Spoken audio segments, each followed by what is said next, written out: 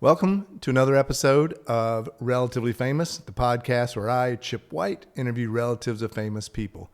My sibling is Vanna White of Wheel of Fortune, and that's my connection to Relatively Famous. Today's guest, he's got some music in his genes. So I'm going to talk a little bit quickly about Myrtle Beach, South Carolina, and the amazing music scene that's there. If you want to have a soundtrack for your summer vacation, be sure to visit myrtlebeach.com and plan it out. If you love to shag, you can go hear some original classic R&B music in the shag clubs. If you want to dance, there's several nightclubs there. If you're a country music fan, there's the Carolina Country Music Festival. Amazing acts come through the House of Blues. It's just a great place to actually hear some music. You wouldn't think that, but Myrtle Beach rocks. The band Alabama got their start there at the Bowery. So plan your soundtrack to your summer vacation by going to visitmyrtlebeach.com. Find out all the details on where to go, where to stay. That's visitmyrtlebeach.com. And now today's guest I'm super excited about because I'm not a huge Star Trek fan, but I remember his mom. His mom was in the original series of Star Trek. She was Yeoman Rand. She was Grace Lee Whitney. And today we're going to interview her son, Jonathan Whitney Dweck.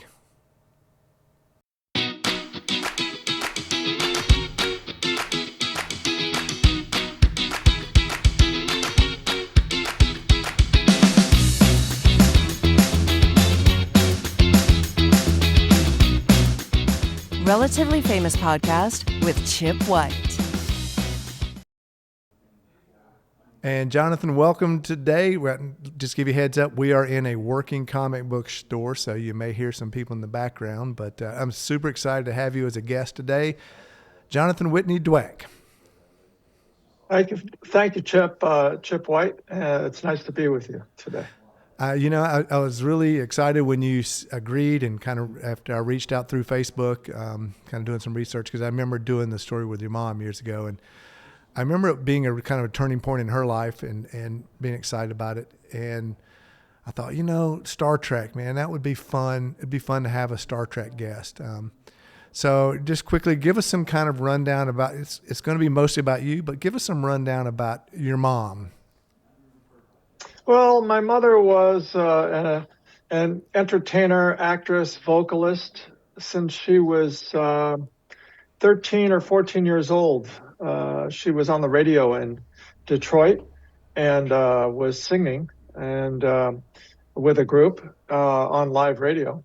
And as she graduated high school, she left home at a very young age, probably around 18, and went to Chicago, where she continued her singing career in downtown Chicago with people like Lester Young and Billie Holiday. And from there, getting her chops as a vocalist, she started to act on live stage in Broadway, and was that is where she met my dad, and they met in Los Angeles on stage and entertaining.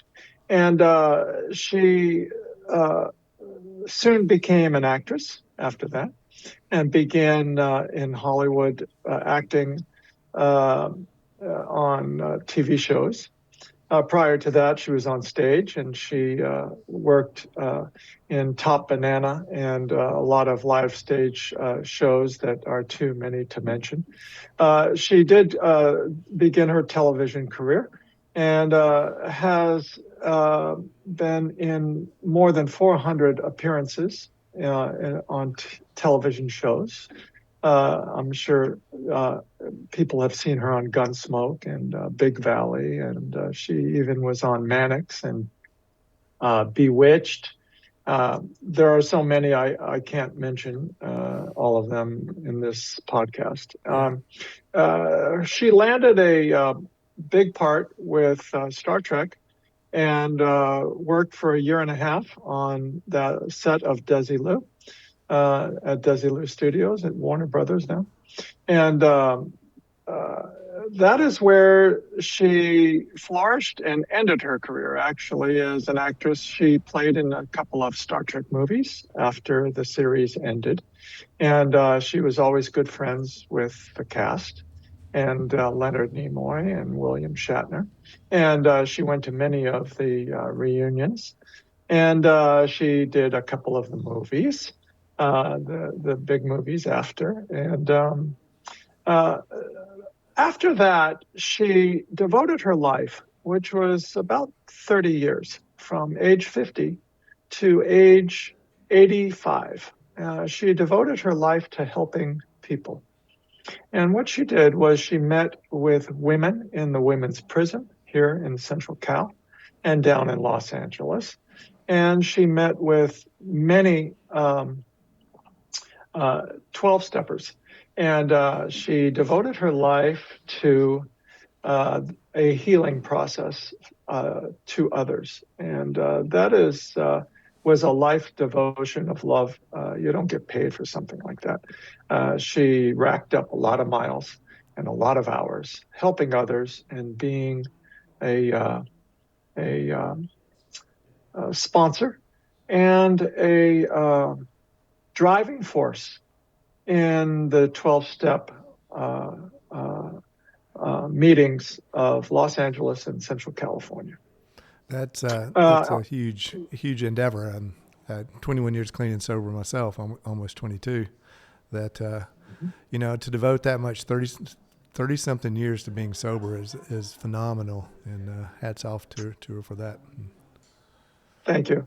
There was a couple of times when she would travel internationally and do Star Trek conventions. She did them in New York and nationally here all over the United States. And she did them internationally as well and on cruise lines. And whenever she went abroad and went to other countries, she even met me in Israel when I was there. She went to 12-step meetings and she carried the message around the world that way. And so, yeah, thanks Yeah. for the praise and the recognition from another colleague of hers, associate. Yes. So your mom had a great career, and that's amazing. But I want to find out about who Jonathan is. Well, sure. I have a pretty simple, straightforward life, not one that's extravagant like my mom's and dynamic and Hollywood bound. I grew up with that in my household, with acting and actress, my mom being an actress in my household. And so I was uh, in tune to that, but I never wanted to be part of Hollywood. But I did make a small appearance in a Star Trek episode of Miri, where both my brother and I appeared in a couple of scenes with Michael J. Pollard and Kim Darby in the Miri episode. Uh, and at 5 years old, I got a Social Security number from that, and my brother got one as well. And that was kind of interesting and fun to do. And we spent our childhood roaming around the Desilu lot and on the Star Trek set and running around the bridge and things like that. But my calling came to education, and I'm a retired educator. I've devoted 30 years of my career to teaching children here in the Central Valley. I have 2 teaching credentials, and I have taught used my multiple subject credential to teach elementary school children. And I have a single subject in science, and I have used that to teach in the science department in a middle school here in the Central Valley.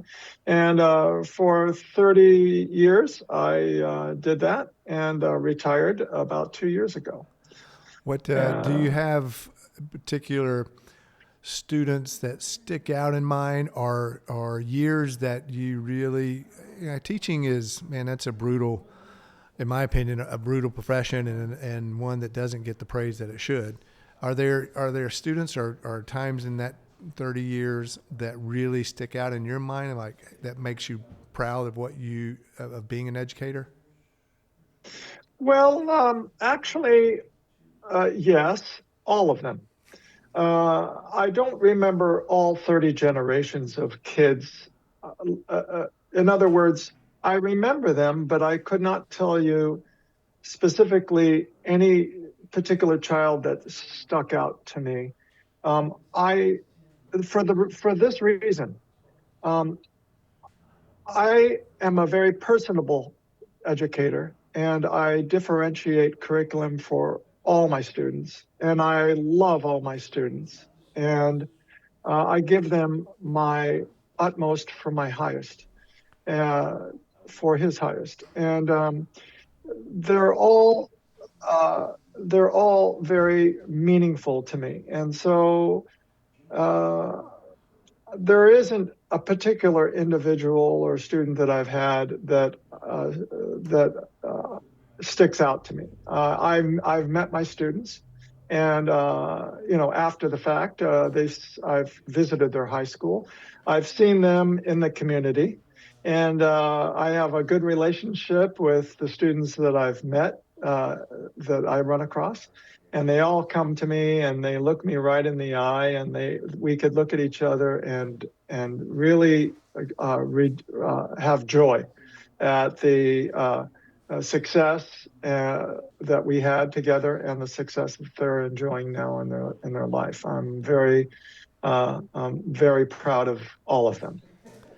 So when I looked you up, once I've thought about Grace would make a great connection.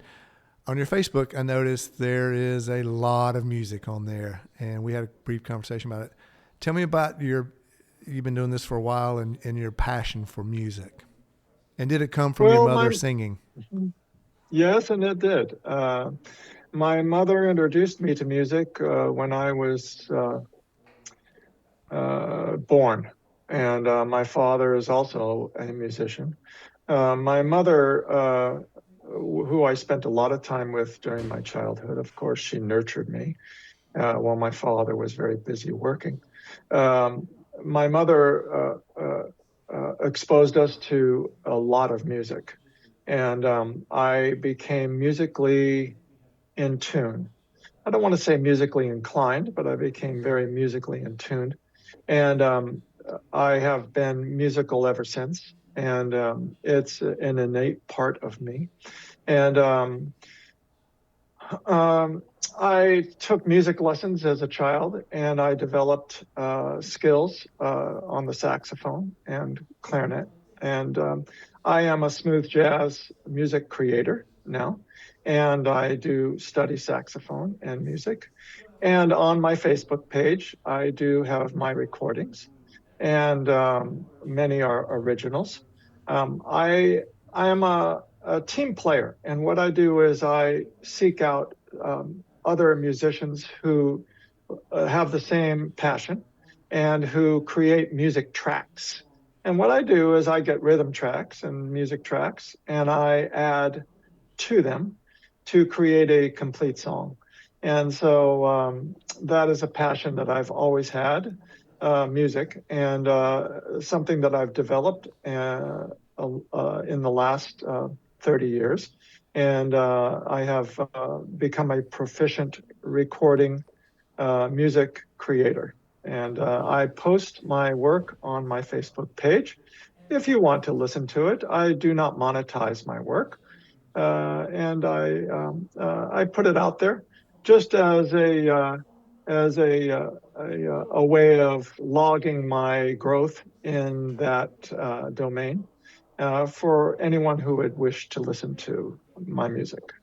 So is Facebook the only place they can hear it, or do you have a Spotify channel or anything like that? Because I know you said you had a lot of music. How many was it? 100 and something songs? Yeah, I'm up to about 150 right now, 150. And thanks for asking, Chip. I do not post my music anywhere else except Facebook. And the reason why I do that is um, for legal reasons and for liability, and also because I have a private following on Facebook, and not too many people. But meaning I know the people who are following me, and they love my music and listen, and that's where I've just chosen to post it. What do you have a favorite song that you've done or arrangement? Well, when my mother passed away in 2015, I um, I recorded a song that her and I used to sing together, and it's the standard. It is called Skylark, and many people know it. It's a standard jazz tune, and I recorded that song for her and for me. In other words, to as a dedication and as a memorial. And on my Facebook page, I have that tune, Skylark, where I recorded it vocally and I played my horn to it. And I have pictures of my mother. It's a photo memorial of my mother throughout the years, and the photos that I've collected and have for from her, and that would have to be my favorite recording that I did, and I did that in 2015. So it's been about 10 years. Okay. And now your dad was a drummer, if I'm not mistaken. And what from him being a drummer, your mother a singer, what made you think to saxophone and clarinet? Well, thanks for asking. Um, when I was 9 years old, my mother asked me what I would like to play, if I'd like to play an instrument. And I was learning a little bit of piano, and I didn't take to that too well. I love piano, and I love all the instruments. But, I had to choose something that I really wanted to uh, explore and dive into. And I chose clarinet, woodwinds, and saxophone. And a great influence for that choice was not only my mother, but my stepdad. My mother remarried after divorce and married Jack Dale. She divorced my dad, who was Stephen Dweck, and she married Jack Dale. And Jack Dale was a music teacher at the middle school here in the San Fernando Valley in Los Angeles County. And he took me to his music room and introduced me to all the instruments. And I chose the clarinet and later on the saxophone. My uncle played sax. It's a lovely instrument. It's very versatile, from rock and roll to jazz to pretty much anything. What's your brother? And I know you said that you spent a lot of time, especially in the latter years with your mom, kind of taking care of her. What was the family dynamics like of, your mom's this well-known actress, your brother and you, and I think your brother acted a little bit more than you. Kind of what different paths did everybody take in this family? Sure. My brother did not act, and neither did I. My brother uh, pursued a flying career, and at the young age of 15, he earned a private pilot's license before his driver's license. And my mother and my stepdad helped him uh,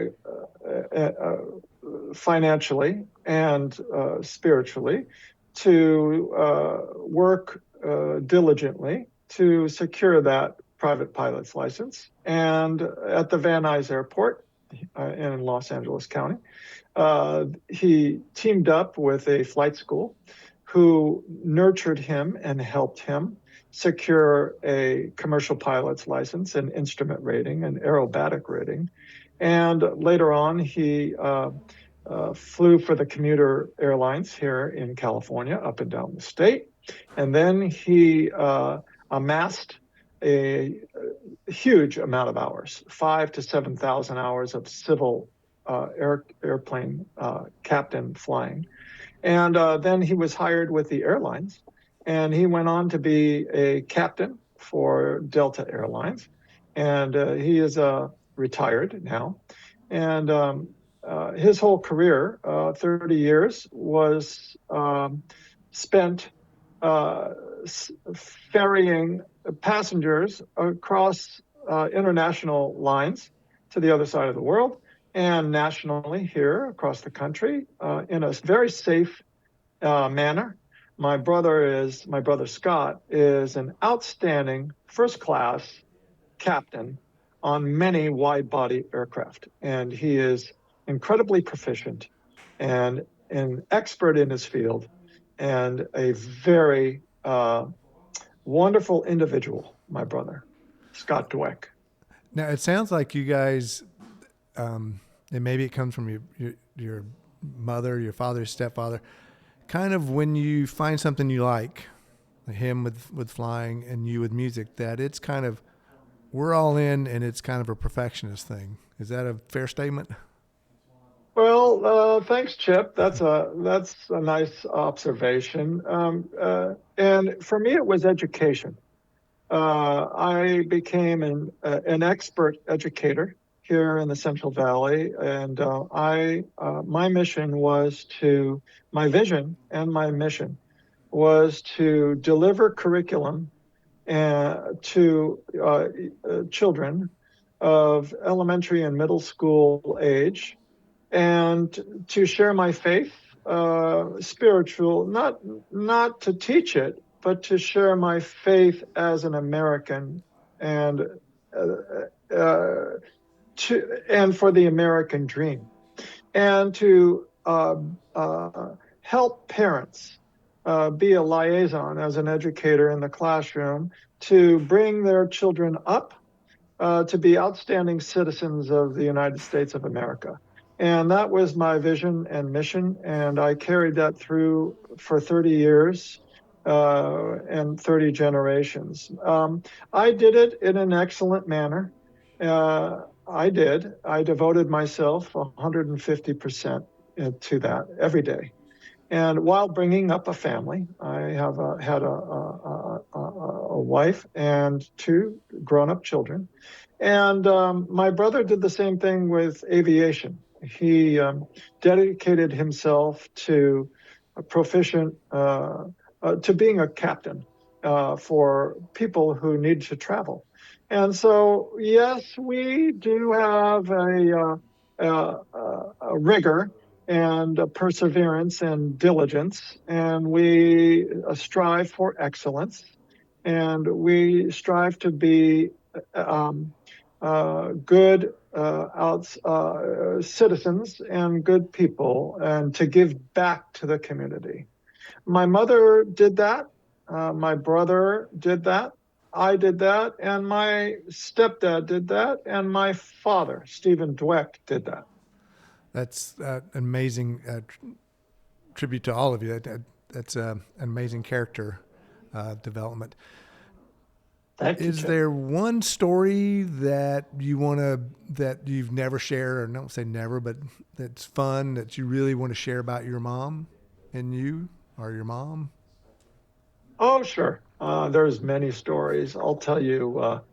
I'll tell you two very brief stories. I was 5 years old. My brother was 7, and they were filming the original Star Trek season 1, and Miri, the episode was being filmed, and my mother got us on that show. And they wrote us a part, and we worked with Michael J. Pollard and Kim Darby on the set of Star Trek. And that was a fun couple of days where a limousine came to our house and picked us up, and we all had a good time going in the limousine to Desilu Studio. And getting makeup on and tearing our shirts to look like the Mary children on that show, and working with Michael J. Pollard. That was fun. I knew who he was at that time. I'd seen him, and I watched him later in Bonnie and Clyde with Faye Dunaway, and so that was one brief story. The other was to celebrate. My mom was very spontaneous, very exciting, a very loving mother, and very fun loving. And what she did was she took us to Burbank Airport during the first season of Star Trek. She took us to Burbank Airport in Burbank, California, in Los Angeles County, and we flew on a helicopter to Disneyland. We didn't drive to Disneyland, which we could have done, but she took us by helicopter. And so I remember going up in the helicopter as a big bird, and we went all the way to Anaheim and landed at Disneyland. And we had a weekend at Disneyland where she blew some money from her Star Trek earnings on us, and we had a great time at Disneyland. And I have pictures of that from way back when I was 5 years old, and that was a fun memory. My mother was a live wire. That's awesome. Yeah, she sounds like it. Okay, we're running out of time, but I do want to ask. Here's my last question. I love to ask all my guests. What question did I not ask you, or what would you like to share that we didn't talk about? Well, that I'd have to default that to something about my mother. My mother, Grace, had an exciting life, but we all know that during life there's sorrow, and there are challenges, and there's love, and there's peace, and there's quiet, and then there's upheaval, and there's conflict. And throughout it all, my mother righted herself. She like a cat, she landed on her feet. And in the very end years, her last 30 years, which is a great amount of time, she devoted herself to helping people, and diligently every day, and hours of doing that in her retirement, actually. And that is what she really wanted to be known for. Yes, she was an actress, and that was her career, and she was a singer, and she did those things. But what she really wanted her fans and people to know is that amongst all the challenges that she faced, and some was some alcoholism, and we all go through certain challenges, and there's so many different ones that it's hard to mention them all for all the people that go through them. Well, she had hers, just like we have probably had ours, and in the end, she would want people to know that she helped 30 generations for 30 years.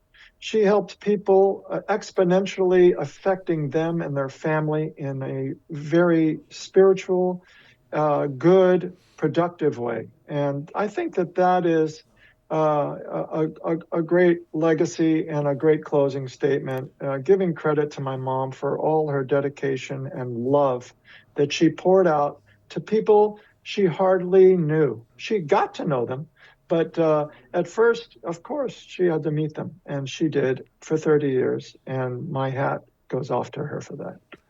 And you were correct. That is a great closing statement. Jonathan, I want to really, truly thank you for your time today. It was great to learn about you, great to learn some new things about your mother, your brother Scott, and his amazing pilot career.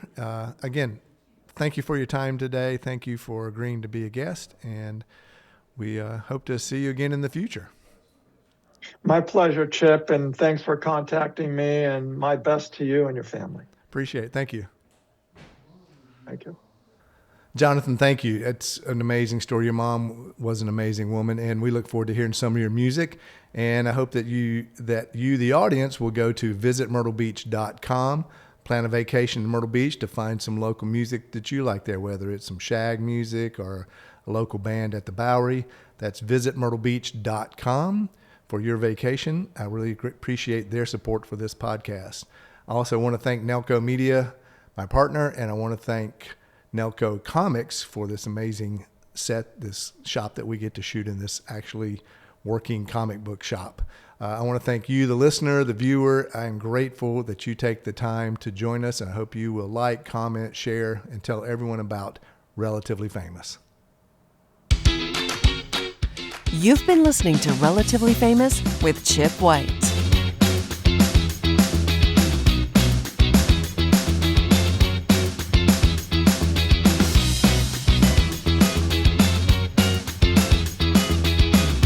Please like and subscribe to Relatively Famous with Chip White.